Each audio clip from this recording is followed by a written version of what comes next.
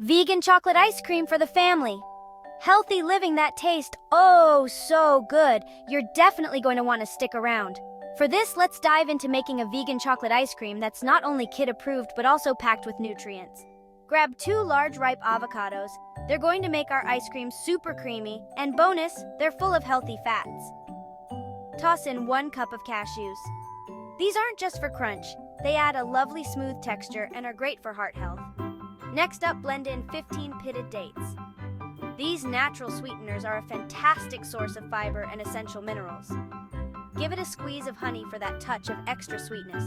Remember, a little goes a long way. Now for the chocolate magic, add 1/2 to 2/3 cup of cacao powder. Rich in antioxidants, cacao transforms our mix into that deep, irresistible chocolatey delight without any guilt. Blend all these ingredients with 1/2 cup of water or cashew milk or almond milk until smooth. Pour the mixture into a container and let it freeze for about 2 hours. There you have it. Healthy vegan chocolate ice cream that's perfect for keeping your kids happy and healthy. Go ahead, give it a try, and watch those little faces light up with joy. Wellness with cooking with undergrounding.